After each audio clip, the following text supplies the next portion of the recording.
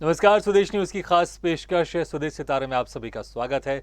मैं हूं भागीरथ साहू। स्वदेश सितारे में आज हम रूबरू होंगे अभिनेता विनोद पांडे से। अभिनेता विनोद पांडे सिर्फ अभिनेता नहीं बल्कि डायरेक्टर भी हैं और प्रोड्यूसर भी हैं और राइटर भी हैं। विनोद पांडे ने फिल्म अकेली को डायरेक्ट भी किया है और इसको प्रोड्यूस भी किया और इसमें अभिनय भी किया है। तो सभी क्षेत्र में विनोद पांडे जी एक्टिव हैं और बहुत कई सालों से एक्टिंग कर रहे हैं। और बात करें इनकी पहली फिल्म जो इन्होंने डायरेक्ट की है वो है एक नया रास्ता। इसमें इन्होंने अधिकारी भी की है और जो पहली फिल्म है एक बार फिर इसको इन्होंने डायरेक्ट भी किया है। तो फिल्म एक बार फिर के निर्माता और निर्देशक भी है विनोद। विनोद ने फिल्म अंडरटेकर को भी निर्देशित किया है। तो खूबसूरत अदाकारा रेखा अभिनीत फिल्म में एक नया रिश्ता को भी निर्देशित किया है। तो परवीन बॉबी ने इनकी फिल्म में अभिनय भी किया है। तो फिल्म चालू मूवी के राइटर भी हैं विनोद पांडे। तो बहुत जल्द इनके कुछ खास नॉवेल्स भी आने वाले हैं। कुछ नॉवेल्स हैं इंग्लिश में जो इनके ऑलरेडी पब्लिश्ड हो चुके हैं, जिसमें से एक है डॉन्स वाइफ जो कि इंग्लिश इनका नॉवल है और ये फर्स्ट इनकी नॉवल है। तो फिर सॉवरी द स्टोरी ऑफ कॉइनक्यूबिन ये इंग्लिश नॉवल है जो कि ऑलरेडी पब्लिश हो चुका है और बहुत जल्द इनका एक इंग्लिश नॉवल भी प्रकाशित होने वाला है, मिनिस्टर्स मिस्ट्रेस, जो कि बहुत जल्दी ये नॉवल दर्शकों के बीच में, श्रोताओं के बीच में आने वाला है। तो आपको बता दें कि YouTube चैनल में भी विनोद पांडे एंटरटेनमेंट नाम से इनका एक चैनल चलता है जिसमें इनके द्वारा बनाए गए एंटरटेनमेंट शोज भी दिखाए जाते हैं। और अगर बात करें इनके अभिनय की सफर की तो फिल्म अकेली, सिंस से एक नया रिश्ता जिसमें रेखा ने भी अभिनय किया है, नजदीकिया जिसमें शबाना आजमी और परवीन बॉबी अभिनीत ये फिल्म है। तो फिल्म स्टार में भी इन्होंने अभिनय किया है। फिल्म स्टार में कुमार गौरव और रति अग्निहोत्री ने मुख्य भूमिका निभाई है। तो एक बार फिर में भी विनोद पांडे ने अभिनय किया है जिसमें सुरेश ओबराय और दीप्ति नवल मुख्य भूमिका में है। तो वहीं इनके अगर डायरेक्शन के सफर की बात करें तो फिल्म अकेली, सिंस से एक नया रिश्ता रेखा अभिनीत ये फिल्म है। तो नजदीकिया शबाना आजमी और परवीन बॉबी अभिनीत ये फिल्म है। तो स्टार कुमार गौरव और रति अग्निहोत्री अभिनीत ये फिल्म है। और एक बार फिर सुरेश ओबराय और दीप्ति नवल अभिनीत ये फिल्म है जिसको विनोद पांडे ने डायरेक्ट किया है। और इस वक्त हमारे साथ है, सीधे जुड़ गए हैं अभिनेता, writer, director, producer Vinod Pandey. Vinod ji, आपका बहुत बहुत स्वागत है स्वदेश न्यूज की खास पेशकश स्वदेश सितारे में। so much. सर जी सर, शुरुआत आप विदेश में भी गए, वहां पर आपने किसी काम से गए थे और इस बीच आपने वहां पे बीबीसी में एज ए न्यूज एंकर भी काम किया और वहां पे फिर आपने फिल्में भी बनाने आपने शुरू की। और इसके पहले अगर बात करें हम तो जर्नी आपकी कैसे शुरुआत हुई? क्या पहले से आप इस फील्ड में जाना चाहते थे? क्योंकि अगर अभी हाल फिलहाल की बात करें तो आप एक्टर भी हैं, राइटर भी हैं, डायरेक्टर भी हैं और प्रोड्यूसर भी हैं। हमारे भारत में ज्यादातर जो नवयुवक होते हैं कहीं ना कहीं, और खासतौर पर जो थिएटर वगैरह करते हों, तो एक दबी हमेशा रहती है सिल्वर स्क्रीन के ऊपर आऊं, अभिनेता बनूं। तो वो इच्छा मेरी भी थी। मैं अपना एमए करने के बाद मैं Udaipur school of social work से जब यहाँ आया तो पहला काम मैंने बॉम्बे में भी इसीलिए ढूंढा ताकि जो नगरी है उसके नजदीक उस पर रहूं और छोटी मोटी चीजें अपना नौकरी करते करते I was a manager with one of the Bajaj company. तो मैं करता रहता था, साथ में रेडियो पे भी करता रहता था, radio plays All India Radio और भी जो थिएटर वगैरह तो करता ही था। But then I got the opportunity of going to England. There used to be a scheme of employment voucher that I waived in 1966 and I went to it. And I remained there for good 15-16 years. और वहाँ जाके क्योंकि मैं radio पे मुझे अच्छा खासा माना जाता था रेडियो प्लेस में, तो मैंने जाके सबसे पहले पता चला है कहीं कर सकता हूँ क्या। तो चलो बीबीसी में प्लेस तो नहीं होते लेकिन फीचर्स वगैरह होते हैं, तो went to BBC. They took me straight away and I did some participated in very important features regularly with Himanshu भादरी जी, जो बड़े सीनियर प्रोड्यूसर थे जया भादरी के। तो फिर वो करते करते मुझे न्यूज पढ़ने के लिए देना शुरू हो गया। तो I became more known as a news reader for the simple reason क्या बात that BBC was not my full time occupation. I was first in this British Civil Service, and then I had resigned that and started. First, I started making a documentary, which I did. जो British Film Institute है वो विद्यार्थियों के course में भी India in south hall के बारे में लंदन भारत। तो वो करने के बाद फिर क्या करें, तो हम एड फिल्म बनाने लगा। एड फिल्म्स बनाते बनाते बड़ी सस्ती बनाते थे, primarily for the Asian market. तो वो बनाते बनाते अनजाने में जाने अनजाने में I became a regular advertising agency. And I realized that there was more revenue, more money in that. I became fairly well known, you know, and so much so that although my agency primarily was for the Indian diaspora, I mean, even British Airways became my client. And they signed the. अच्छा sir, थोड़ी सी गुजारिश करना चाहूँगा क्योंकि आपके बहुत सारे novel हैं जो इंग्लिश में पब्लिश हुए हैं, और क्योंकि इसमें डेफिनेटली वो चीज़ें रहती हैं, क्योंकि लेकिन हमारे जो दर्शक ऐसे बहुत सारे हैं वो क्या है कि हिंदी दर्शक ज़्यादा हैं। तो मैं चाहूँगा थोड़ी बातचीत में अगर आप हिंदी शब्दों का प्रयोग ज़्यादा करेंगे तो उनको बेहतर आपकी बातें समझ में आएंगी। ओके ओके, जरूर, आई एम सॉरी। नहीं तो फिर वो एक जैसा मैंने बताया कि मैं एंटरप्राइजेज लिमिटेड मेरी कंपनी जिसके पहले करता रहा, पैसे भी जमा हुए और एड फिल्म बनाता था, तजुर्बा भी हो गया। और क्योंकि कुछ एक क्लाइंट्स बड़े इंपॉर्टेंट जुड़ गए मेरे साथ, British Airways, health education council, India से लाइफ कॉर्पोरेशन और भी काफी, और कुछ मेरे काम पे भरोसा होने लगा लोग। तो मैं हमेशा फिल्में बनाना चाहता था। पहले मैं बहुत एक्ट करना चाहता था, लेकिन देन जब मैंने वहाँ बनानी शुरू की और कोर्स किया फिल्म मेकिंग में एक सिटी लिटरेरी इंस्टीट्यूट में, तो समवेयर वो करते करते और फिर ब्रिटिश फिल्म इंस्टीट्यूट में लाइब्रेरी में जाकर के मैं बाकायदा रिसर्च करता था, बैठता था। तो मैं कहीं ना कहीं कैमरे के पीछे वाली जो स्पेस है, hello I think we are cut off. जी विनोद जी, आपको हमारी आवाज सुनाई दे रही है? अब सुनाई दे रही है जी बिल्कुल। नहीं आपकी आवाज भी, जी आपकी आवाज भी आ रही है, बिल्कुल, प्लीज कंटिन्यू कीजिए आप। तो कैमरे के पीछे वाली जो स्पेस थी उसमें मैं ज्यादा रम गया और मैं डायरेक्शन की तरफ मेरा रुझान हो गया। वो करते करते इच्छा हुई कि फिल्म बनाऊं मैं। पहले एक जेम्स बॉन्ड थीम के ऊपर फिल्म बनाने की कोशिश की, काफी मेहनत की, वो नहीं हुई। उसमें बल्कि राजेंद्र कुमार सबके सुपरस्टार थे, समाउदर वो बड़े इंटरेस्टेड भी हुए, लेकिन वो हुआ। फिर निराश सा भी हो गया। मेरी जान पहचान अच्छी हो गई थी लोगों के साथ, राज साहब से भी, सबके साथ। बट देन मैंने कहा कुछ अपने आप मुझे करना ही पड़ेगा। मैं मेरे अंदर एक अजीब सी आग लगती रहती है, जब आप एक दफा सोचने लगते हैं ना तो वो आपको झकझोरती रहती है।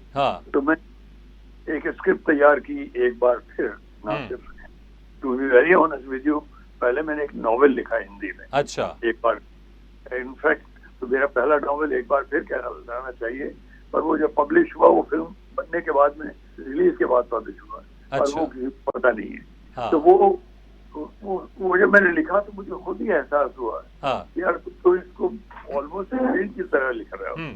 मैंने उसी पे स्क्रीन प्ले बनाया, स्क्रिप्ट बनाया, और हालांकि स्क्रिप्ट राइटर बनने का मेरा कोई वो नहीं था, लेकिन मुझे लगा कि मैं अच्छी खासी जगह है वो मेरे लिए, और मैंने बना दिया।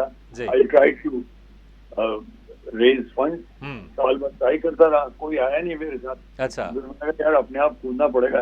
इस कोशिश में मेरे से मेरी एजेंसी में, बीबीसी में जो न्यूज रीडिंग करता था उससे भी पैसे जमा हो गए। और इंटरेस्टिंग सा रहा ये वाकया, क्योंकि जब हमने एजेंसी भी शुरू, अपना एडवर्टाइजिंग भी शुरू भी किया था, तो उस दौरान और सिविल सर्विस छोड़ी थी, बड़ी इंपॉर्टेंट जॉब थी मेरी। I was the senior revenue officer, income tax officer.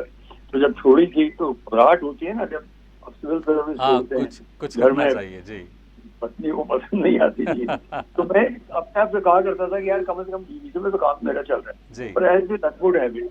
बिल्कुल। तो सर ये जो आपकी पहली फिल्म थी एक बार फिर, जिसको आपने डायरेक्ट भी किया और आपने निर्देशित भी किया, इसमें सुरेश ओबराय और दीप्ति नवल जी इसमें मुख्य भूमिका में थे, तो पहली जो चीज़ें रहती है उसमें बहुत सारी चुनौतियां रहती हैं, बहुत सारी ऐसी चीज़ें आती हैं जो थोड़ा सा बहुत इंटरेस्टिंग किस्म से हो जाती है और उसको फेस करना थोड़ा कभी कभी मुश्किल में हो जाता है।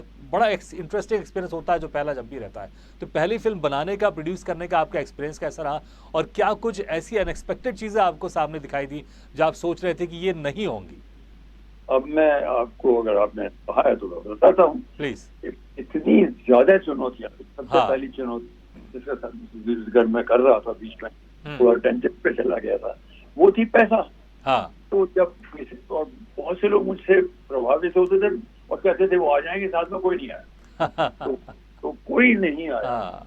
एक दफा क्या हुआ, क्योंकि मैं एडवर्टाइजिंग मेरी अच्छी चल रही थी और जिसमें भी अच्छा काम फिर से चलने लगा था, तो फिर पैसे क्योंकि इकट्ठे हो गए थे और बैंक में जमा होते थे। मेरे बैंक मैनेजर ने एक दफा मुझे फोन किया, क्योंकि मैं can we have that you know Indian curry. तो मैं यार ये क्यों कह रहा है, बिल्कुल गड़बड़ हो गई है। वो आया और हम गेलॉर्ड रेस्टोरेंट था, इंडियन रेस्टोरेंट, वो भी एक ब्रॉडकास्टर साहब का था, फाइनल कॉल का, तो वो मेरी गली में था। और तब तक मेरा जो ऑफिस था वो एक इम्पोर्टेंट जगह आ गया था, मोर्टिमर स्ट्रीट में। 3 स्टोरीज थी, बड़ा नैरो सी बिल्डिंग थी, और तीनों स्टोरीज मेरे पास थी। तो पैसे जमा हो गए थे, तो हम में गए। मैंने, क्योंकि मैं एडवर्टाइजिंग में थोड़े से जमा चुका था, तो जो भी चीज करता था उसका एक रिपोर्ट बनाता था, एक प्रेजेंटेशन बनाता था। मैं एक प्रेजेंटेशन की कॉपी साथ ले गया। जब वाइन वगैरह ऑर्डर हो गई, खाना ऑर्डर हो गया, तो मैंने डरते डरते उसको कहा, यार जो माइंड वेरी मच, इस पर जरा नजर डालिए। तो उसने नजर डाली और बोला कि very good, I don't see why we can't help you. मैंने खुद बोला कि हम क्यों नहीं हेल्प कर सकते। तो मैंने कहा रुक जाइए, एक दो लोग, मैं अभी भी कोशिश कर रहा हूँ, बाहर से हो जाए तो अच्छा है, अगर जरूरत नहीं, और मैं इंडिया जा रहा हूँ, मुझे गाने रिकॉर्ड करने, तो उसके बाद नहीं हुआ तो आप मुझे आपके दरवाजे से दस्तक मिलनी पड़ेगी। और यही हुआ कि इंडिया से जब मैं वापस आया तब तक कोई मेरे साथ नहीं आया। मेरे पास पैसे जमा, वो क्यों, बैंक मैनेजर ने खाने पे क्यों रखा था, और उसके लिए शर्त भी लगाई थी कि मैं ही पे करूंगा। उसकी वजह ये थी कि वो मुझे बताना चाहते थे कि तुम अपना पैसा इन्वेस्ट करो। तो वो इन्वेस्ट की बात कह रहे थे, मैंने अपनी बात कह दी कि मुझे ये चाहिए। तो मैंने बिल्कुल सर, वाकई आपने वो चुनौतियां बताई पहली फिल्मों को लेकर, बड़ी ही इंटरेस्टिंग चुनौती थी, और किस तरह से आपका इस फिल्म में आना हुआ, राइटर भी बने, आप प्रोड्यूसर भी बने। मैं बताऊंगा मेरी परेशानियां भी। इतनी कठिन थी कि आप सोच नहीं पाएंगे। लेकिन मैंने कहा है अपने रिसेंट इंटरव्यूज में, अपने वीडियोज में भी, ऐसा हुआ एक बार फिर में मेरी पहली फिल्म में, as if the God was determined to help me. जब भी कोई टेंशन आती थी, कुछ अपने आप ही सॉल्व करते थे। मतलब it was a conspiracy to help this man, क्योंकि बड़ी ईमानदारी से बात की था। फॉर इंस्टेंस, मैं क्रिएटिव चैलेंज की बात करता हूँ। मेरी फिल्म का एक बड़ा फेमस गाना है, जाने याद उनकी दिल से जाती नहीं है, जाने ये मुझको क्या हो रहा है। ये भूपेंद्र ने गाया था, जो मैंने अभी उनके ऊपर एक वीडियो भी किया है, भूपेंद्र जी भी। तो ये गाने की जो उत्पत्ति है वो बड़े अजीब है। उन दिनों क्योंकि मैं पैसे जोड़ रहा था, तो पुरानी छोटी सी गाड़ी थी मेरी, उसी में मैं आ रहा था। एक पहाड़ी से नीचे को गाड़ी आ रही थी, इतने में, और जाड़े के कड़कड़ाते दिन थे, कि मेरी गाड़ी का हीटर फ्लॉप हो गया, चला गया, और मैं बड़ा परेशान हो गया, और मैं ठीक नहीं कर पाया, मैंने इंजन भी खोला नहीं कर पाया। तो मैं उसी कुड़न में गाड़ी चला रहा था, और मेरे मुंह से निकला, यार ये क्या हो रहा है मेरे साथ, ये इस तरह से मैं बोला। अच्छा। तो ये बोला मैंने, तो मैंने कहा यार ये तो मेरे मुंह से निकला, जाने ये क्या हो रहा है मेरे साथ। तो मैंने, तो गाना बन सकता है, मैंने गाना बना दिया चलते चलते। तो एक बार फिर मैं, ऐसा बहुत हुआ, मैं 5 गाने में बहुत अच्छी। दूसरी बहुत ही दिलचस्प घटना है, उसका जिक्र है।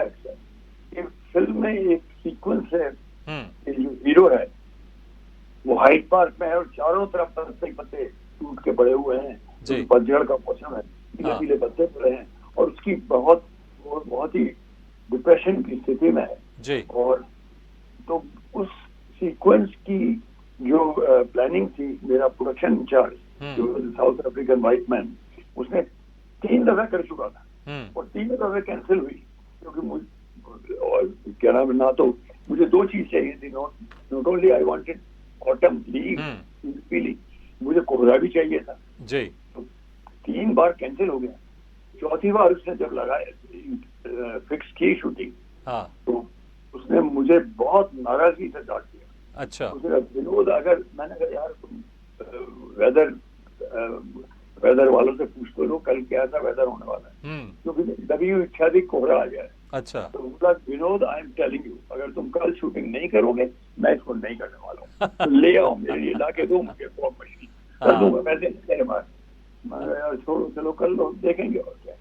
तो मैं बताऊं कि मेरी, मैंने बताया 3 फ्लोर की बिल्डिंग थी, वो सबसे ऊपर मेरा एडिटिंग रूम भी था, मेरा छोटा सा फ्लैट से। तो मैं रात में, और ये पूरा डिस्ट्रिक्ट जो है सेंट्रल लंदन में बिजनेस एरिया था, तो वहाँ रात में कोई नहीं होता, और रात में मैं बहुत ही गुस्से में चीख रहा था, कोई सुन नहीं सकता था कि वो खाली रहता है डिस्ट्रिक्ट रात में।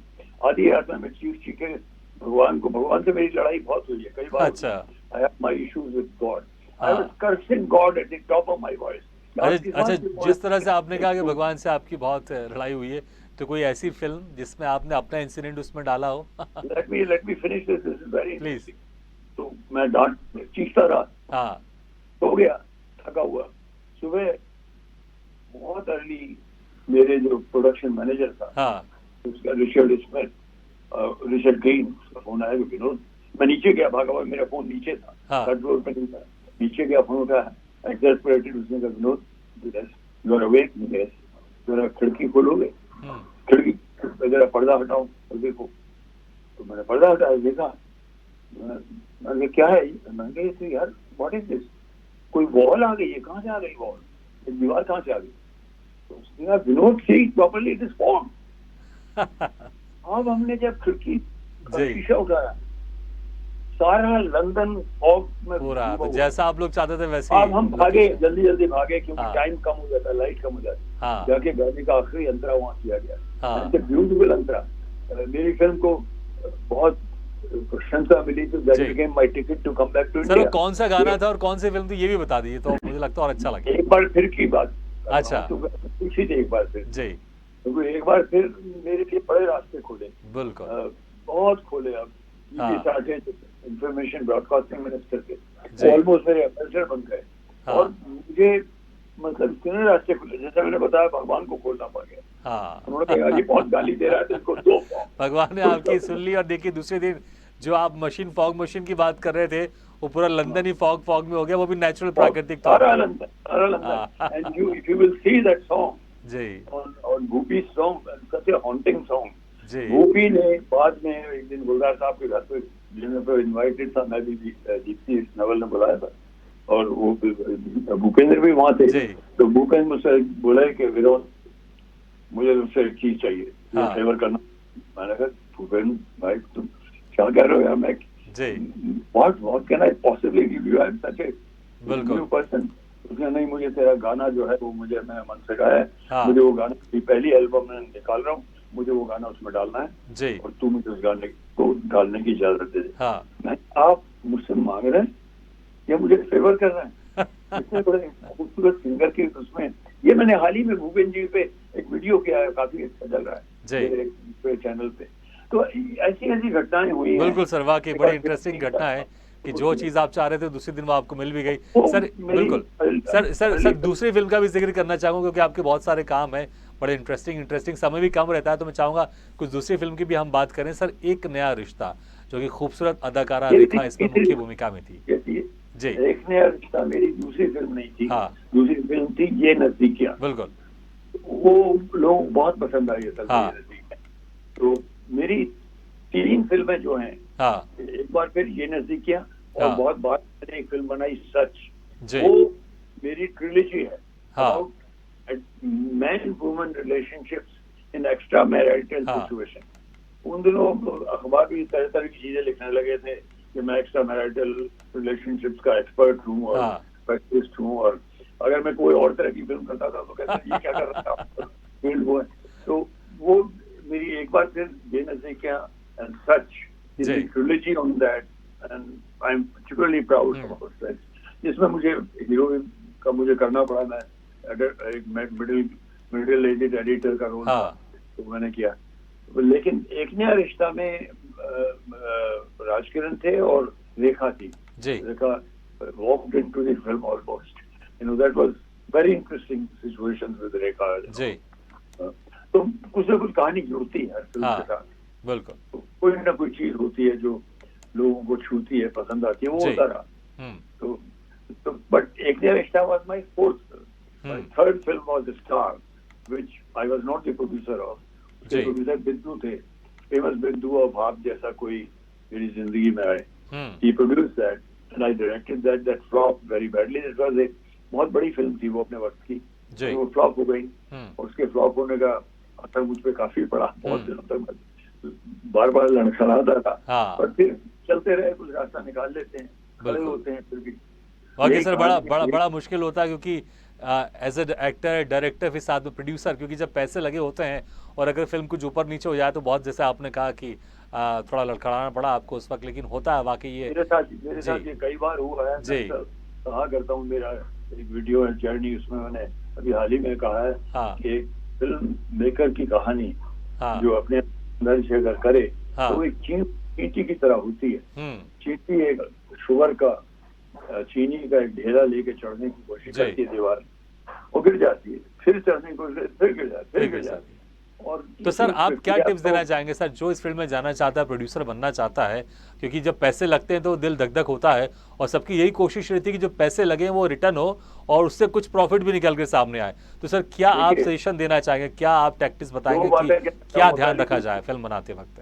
पहली बात तो यही कहूंगा कि you should have the stamina and the determination and the commitment. अपने अंदर से एक तरह का लगन, पूरी एक तरह का कमिटमेंट को क्या कहेंगे, बिल्कुल विश्वास के साथ एक चींटी की तरह आप बार बार गिर सकते हैं, पर फिर भी प्रयत्न करते जाइए, फिर निकल जाएंगे एक बार। दूसरी चीज मैं ये कहूंगा कि ये जो परेशानी है सबकी है, एक टर्म है जो सुनी होगी शायद आपने, इंडी फिल्म मेकर्स। इंडी का ताल्लुक INDIE film makers. Indie film makers जो है इंडियन से ताल्लुक नहीं है। इंडी मतलब इंडिपेंडेंट। ये वो लोग होते हैं जो बिल्कुल मेरे जैसे जूतों से निकलते हैं, जो अपने आप संघर्ष करते हैं, यहाँ से पैसे जोड़ के वहां से करके सब कुछ लगाते हैं और फिर कुछ नहीं होता, कई दफा उन्हें प्लेटफॉर्म भी नहीं मिलता। तो हमने, क्योंकि वो दर्द को हमने समझा है, तो हमने प्रक्रिया शुरू की है। मेरे चैनल्स के अलावा मैंने एक प्लेटफॉर्म शुरू किया है कॉल्ड साझा सिनेमा, sajacinema.com। वो इंडी फिल्म मेकर, उन इंडी फिल्म मेकर्स की चीजों को लाके लगाएगा जिन्होंने अपने पैसे लगा के अपनी ईमानदारी के साथ अच्छी चीज, उसमें कहने की बात होनी चाहिए कुछ।